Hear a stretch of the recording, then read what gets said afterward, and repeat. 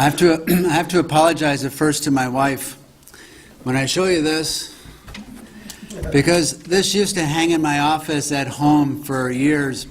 And one day she said to me, "Aren't you ever going to get rid of that?" And so I did, but knowing that I might need it sometime in the future, I pulled it out of my secret hiding place this morning, and I'm sharing it with you tonight.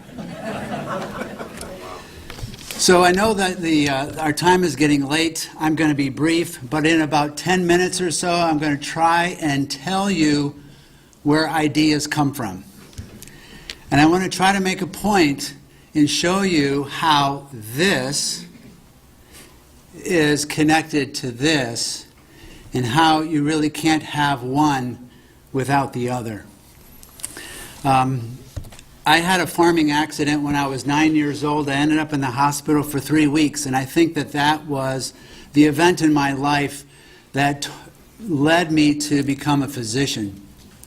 When I was in medical school studying the neuroanatomy, neurophysiology, I was blown away by this new language that I was learning. Locus coeruleus, medial lemniscus, pyramidal decussation, globus pallidus, inducium greasium. These are all, believe it or not, anatomical parts of our brain.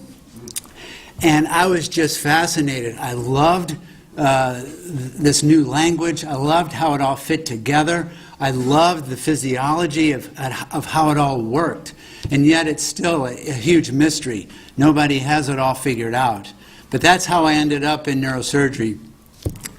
What I want to do, what I'm going to talk about really stems from a discussion that I had recently with my son-in-law. He lives in New York City. We were together recently, and he's a business guy. He thinks like a business guy, and he's in charge of product development for this company that he works for.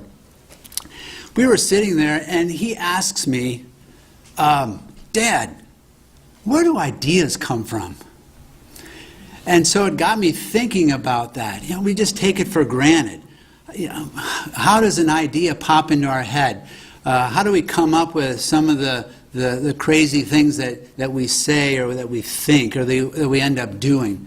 And so I'm going to give you a crash course on a little bit of neuroanatomy, a little bit of neurophysiology, and explain to you how coming up with an idea is biblical. So if you look at this poster here, this is just kind of an artist's rendition of the central nervous system, and I just want to focus on a couple of important features.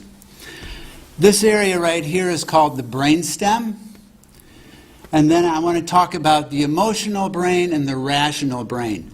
Now, we get all of our information through our 5 senses: sight, sound, taste, touch, and smell. Yeah, thank you. This is audience participation.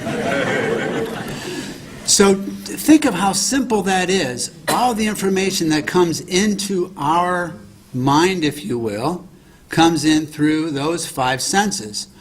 That information goes in through our eyes, our ears, through our hands, and enters this part of the brain right here. Father Lampy, right here. From here, it goes up, and what's interesting is that you can take this part of the brain and break it down into 2 components, what I call the emotional brain and the rational brain. The emotional brain is in this central portion right here. The rational brain is up here.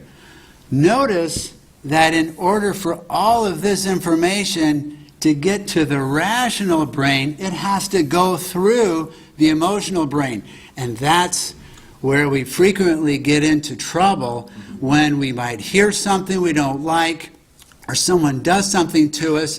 We immediately lurch out, we have a bad thought, and then we think, well, maybe they're right, and maybe I shouldn't jump to conclusions like that, because even though it takes a millionth of a second for the information to get here to here, it goes through here first. And so frequently we will react we won't respond in the proper way.